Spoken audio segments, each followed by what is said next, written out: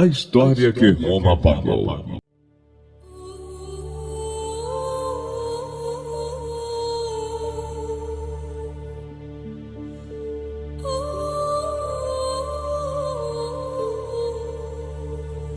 Escondida por milhares de séculos.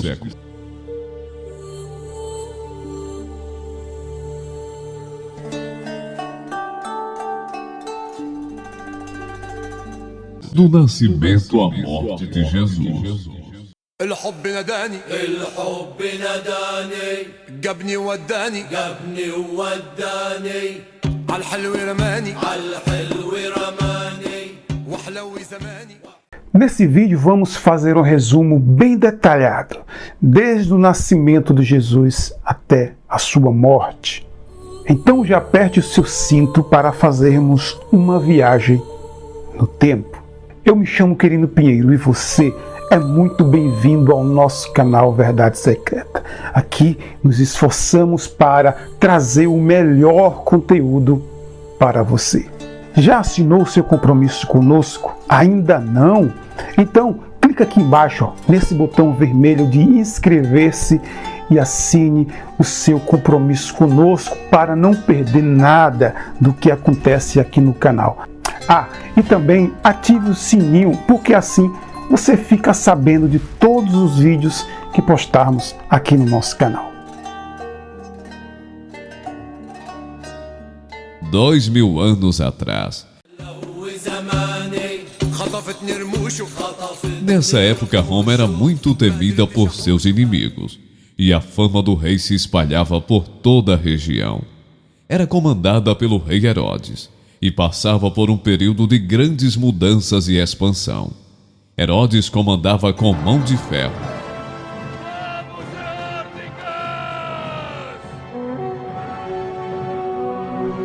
E tinha um governo mais sofisticado, com um dos maiores exércitos e armas mais avançadas daquela época. Guerra e sangue era sua marca registrada, e esse era um dos motivos pelos quais seus inimigos temiam. Seu governo era financiado por esquema muito bem arquitetado de impostos, onde o povo sofria nas mãos dos cobradores. Muitos eram escravizados e até torturados para manter a riqueza e o glamour de Herodes. Sem aguentar com tantos sofrimentos e injustiças, começou a clamar por um novo líder, que os tirasse daquela situação caótica em que viviam. E foi exatamente nessa época que nasceu o Messias. O seu nome até hoje é motivo de discussão, pois ninguém sabe ao certo. Para o cristianismo ele é Jesus. No entanto, muitos discordam dessa afirmação, e com o tempo acabou seguindo muitas teorias, como Yahushua, Yeshua, Jesus e o mais recente Sananda. Bem, esse é um assunto para um próximo vídeo. Segundo as Escrituras, o nascimento do Messias, do menino Jesus, se deu através do Espírito Santo. Um anjo chamado Gabriel apareceu a Maria e disse o seguinte: Deus enviou o anjo Gabriel a Nazaré, uma localidade da Galileia, a uma virgem que se chamava Maria, que estava prometida em casamento a um homem chamado José, descendente do rei Davi. Gabriel apareceu-lhe e disse: Eu te saúdo, mulher favorecida. O Senhor está contigo. Confusa e perturbada, Maria perguntava a si própria o que queria o anjo dizer com aquelas palavras. Não tenhas medo, Maria, continuou o anjo, porque Deus vai conceder-te uma bênção maravilhosa. Muito em breve ficarás grávida e terás um menino, a quem chamarás Jesus. Será grande e será chamado Filho do Altíssimo. O Senhor Deus vai dar-lhe o trono do seu antepassado, o rei Davi. Governará sobre a descendência de Jacó para sempre. O seu reino jamais terá fim. Maria então perguntou ao anjo: Mas como posso ter um filho se sou virgem? O anjo respondeu: O Espírito Santo virá sobre ti, e o poder do Deus Altíssimo cobrir-te-á como uma sombra. Por isso, o menino que de ti vai nascer será santo, e será chamado Filho de Deus. Também a tua parente Isabel, que toda a gente considerava estéril, ficou grávida há 6 meses, apesar da sua velhice, porque nada é impossível para Deus. E Maria respondeu: dependo só do Senhor. Que aconteça comigo tudo o que disseste. Então o anjo desapareceu. Lucas 1, 26 ao 38.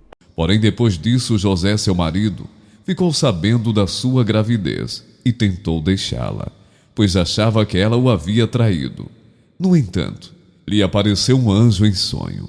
Enquanto José estava pensando nisso, um anjo do Senhor apareceu a ele num sonho e disse: José, descendente de Davi, não tenha medo de receber Maria como sua esposa, pois ela está grávida pelo Espírito Santo.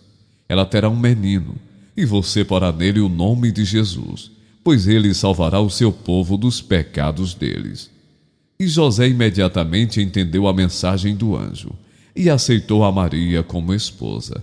Essa história até hoje é questionada por críticos e estudiosos. Maria logo começou a dar sinais de sua gravidez.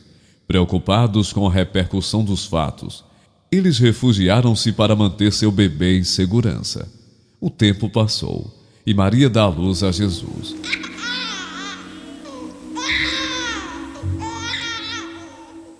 E logo a notícia se espalha por toda a Judéia e chega a Belém aos ouvidos do rei Herodes. Furioso com a notícia que havia nascido um novo rei, o rei dos judeus, e que os reis magos o haviam adorado, a ira se acendeu no coração de Herodes. Ele não aceitava a ideia de um novo rei na Judéia, e isso soava como uma afronta aos seus ouvidos. Sua revolta foi a mais bárbara possível. Ele ordena a morte de todas as crianças da Judéia, de 2 anos abaixo. Um anjo do Senhor apareceu a José em sonho e lhe disse: levante-se, tome o menino e sua mãe, e fuja para o Egito. Fique lá até que eu lhe diga, pois Herodes vai procurar o menino para matá-lo. José, ao saber da ira do rei Herodes, e que havia ordenado a morte de todas as crianças da região, pegou sua esposa e fugiu para o Egito, e ficou por lá até a morte do rei Herodes. Então o anjo Gabriel apareceu em sonho a José, no Egito, e disse: levante-se, tome o menino e sua mãe, e vá para a terra de Israel, pois estão mortos os que procuravam tirar a vida do menino. E assim o fizeram. O tempo passou, o menino cresceu, e ninguém mais comentava a história. Enquanto isso, o menino, muito inteligente, aprendia de tudo: as religiões, as leis, as doutrinas e os costumes do seu povo. Ele era implacável, aprendia tudo muito rápido, e as coisas que ele aprendia era diferente de tudo. Parecia que vinha de um outro reino, e todos se maravilhavam com suas palavras. Muitos estudiosos diziam que todo esse tempo ele estava aprendendo com um povo de uma cultura diferente ao dos costumes judaicos. Esse povo se chamava essênios. Os mestres do templo, como os judeus, fariseus, saduceus, começaram a analisar o menino. A sua sabedoria era impactante e totalmente diferente de tudo o que eles ensinavam. Lucas 2,46. Sua sabedoria era tanto que muitos mestres vieram aprender com ele. Um dos grandes exemplos foi Nicodemos, um grande rabino judaico. Na medida que o menino ia crescendo e aprendendo, suas críticas aos costumes e ao sistema religioso de Roma aumentavam, e suas críticas mais severas, por muitas das vezes com palavras muito duras como: raça de víboras, quem vos ensinou a fugir da ira de Deus? Cegos e insensatos, hipócritas. Vocês percorrem mar e terra para fazer um discípulo, e depois que o faz, os tornam filhos do inferno, 2 vezes mais do que vós. Mateus 23. Até então acredito que os mestres da lei não sabiam que aquele que vos falava era o menino que foi prometido, o Emanuel, o Yahushua, o Jesus enviado por anjos. No entanto, eles viam a cada dia pessoas se convertendo aos seus ensinamentos e sendo curados com seus métodos de cura. E o judaísmo sofre uma verdadeira revolução, como nunca vista antes. Os mestres da lei e seus líderes políticos de Roma começavam a se incomodar com o barulho que Jesus estava fazendo na Judéia e começavam a chamar de herege, rebelde, revolucionário, entre outros adjetivos. O discurso relatado em Mateus 23 das Escrituras foi a gota d'água para uma ação radical entre religião e governo de Roma. Estando Jesus e seus discípulos, começa a ensinar a multidão, e que se reuniam para ouvi-lo. Na cadeira de Moisés estão assentados os escribas e fariseus. Observai, pois, e praticai tudo o que eles disserem, mas não procedam em conformidade com as suas obras, porque eles dizem e não praticam. Eles atam fardos pesados e difíceis de suportar, e põem sobre os ombros dos homens, mas eles, porém, nem com o dedo querem movê-los. E fazem todas as obras a fim de serem vistos pelos homens, pois trazem largos filactérios, e alargam as franjas das suas vestes, e amam os primeiros lugares nas ceias, e as primeiras cadeiras nas sinagogas, e as saudações nas praças, e o serem chamados pelos homens, mestre, mestre. Porém vocês não queiram ser chamados mestre, porque um só é o nosso mestre, que é o Cristo, e todos vós sois irmãos. E a ninguém na terra chameis vosso Pai, porque um só é o vosso Pai, o qual está nos céus. Nem vos chameis mestres, porque um só é o vosso mestre, que é o Cristo. Porém o maior dentre vós será vosso servo, e o que a si mesmo se exaltar será humilhado, e o que a si mesmo se humilhar será exaltado. E nesse momento chegam os fariseus e saduceus para repreendê-lo, e porque falara do seu maior ídolo Moisés, ele então desabafa e fala tudo o que estava engasgado. Ai de vós, escribas e fariseus, hipócritas, pois que fechais aos homens o reino dos céus, e nem vós entrais, nem deixais entrar aos que estão entrando. Ai de vós, escribas e fariseus hipócritas, pois que devorais as casas das viúvas, sob pretexto de prolongadas orações. Por isso, sofrereis mais rigoroso juízo. Ai de vós, escribas e fariseus hipócritas, pois que percorreis o mar e a terra para fazer um prosélito, e depois de o terdes feito, o fazeis filho do inferno 2 vezes mais do que vós. Ai de vós, condutores cegos, pois que dizeis: qualquer que jurar pelo templo, isso nada é, mas o que jurar pelo ouro do templo, esse é devedor. Insensatos e cegos. Pois qual é maior, o ouro ou o templo, que santifica o ouro? E aquele que jurar pelo altar, isso nada é, mas aquele que jurar pela oferta que está sobre o altar, esse é devedor. Insensatos e cegos. Pois qual é maior, a oferta ou o altar que santifica a oferta? Portanto, o que jurar pelo altar, jura por ele e por tudo que sobre ele está. E o que jurar pelo templo, jura por ele e por aquele que nele habita. E o que jurar pelo céu, jura pelo trono de Deus e por aquele que está sentado nele. Ai de vós, escribas e fariseus hipócritas, pois que dais o dízimo da hortelã, do endro e do cominho, e desprezais o mais importante da lei, o juízo, a misericórdia e a fé. Deveis, porém, fazer essas coisas e não omitir aquelas. Condutores cegos, coas um mosquito e engoles um camelo.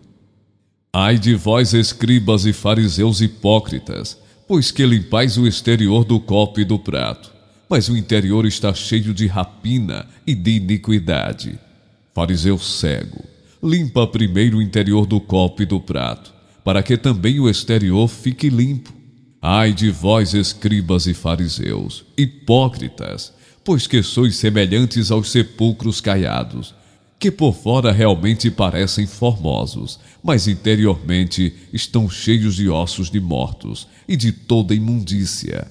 Assim também, vós exteriormente pareceis justos aos homens, mas interiormente estáis cheios de hipocrisia e de iniquidade. Ai de vós, escribas e fariseus hipócritas, pois que edificais os sepulcros dos profetas e adornais os monumentos dos justos, e dizeis: se existíssemos no tempo de nossos pais, nunca nos associaríamos com eles para derramar o sangue dos profetas. Assim, vós mesmos testificais que sois filhos dos que mataram os profetas. Enchei vós, pois a medida de vossos pais, serpentes, a raça de víboras, como escapareis da condenação do inferno? Portanto, eis que eu vos envio profetas, sábios e escribas, e a uns deles matareis e crucificareis, e a outros deles açoitareis nas vossas sinagogas, e os perseguireis de cidade em cidade, para que sobre vós caia todo o sangue justo, que foi derramado sobre a terra, desde o sangue de Abel, o justo, até o sangue de Zacarias, filho de Baraquias, que matastes entre o santuário e o altar. Em verdade vos digo que todas essas coisas hão de vir sobre esta geração. Jerusalém, Jerusalém, que matas os profetas e apedrejas os que te são enviados. Quantas vezes quis eu ajuntar os teus filhos, como a galinha junta os seus pintos debaixo das asas, e tu não quiseste. Eis que a vossa casa vos ficará deserta, porque eu vos digo que, desde agora, me não vereis mais, até que digais: bendito o que vem em nome do Senhor. Neste momento ele mostrou o verdadeiro profeta que ele era, e cumpriu a sua missão aqui nesta terra, mesmo sabendo que isso iria custar sua vida. E assim acendeu a ira dos mestres e líderes religiosos, que imediatamente acionou o governo de César, alegando que havia um revolucionário, Jesus, blasfemando contra Moisés e se declarando o rei dos judeus. E a partir desse momento, se inicia toda a história de perseguição, que provavelmente você já viu nas Escrituras. E como citado o desabafo de Jesus, foi a gota d'água que faltava. E ele foi perseguido tanto pela religião quanto pelo governo de Roma, que ordenou os soldados romanos a ficar vigiando dia e noite Jesus, para pegá-lo em alguma falha. Mas como o tempo passava e em tudo ele era perfeito, decidiram então armar uma cilada para pegá-lo. O judaísmo por não aceitar novas formas de pensamentos e se sentirem afrontados, ou seja, intolerância, e o governo romano por motivos do rei se sentir ameaçado, tanto na sua honra quanto na religiosidade que imperava na época. E assim o fizeram. O mataram por inveja, arrogância e intolerância. Sua morte até hoje continua um grande mistério. Romanos acusam os judeus e os judeus os romanos. No entanto, de acordo com as Escrituras, ele deixa muito claro que foi tudo planejado para não deixar rastros entre o poder religioso e o governo de Roma. Após a sua morte, devido aos discípulos e à população clamar por justiça e explicações dos fatos, decidiram queimar todos os arquivos, persegui-los e matá-los também. E muitos foram mortos de todas as formas, as mais cruéis possíveis de toda a história da humanidade. Assim eles cortaram a árvore e destruíram todos os seus frutos. E até hoje, muitos judeus acreditam que ele foi um rebelde, traidor e revolucionário. Injusto, não é? Comente aí se você já conhecia essa história, rica em detalhe assim. Gostou do vídeo? Coloca aqui embaixo, escreva aí. Bem, eu vou ficando por aqui. Muita luz e sabedoria. Um forte abraço e até o próximo vídeo com muito mais assuntos super interessantes como este.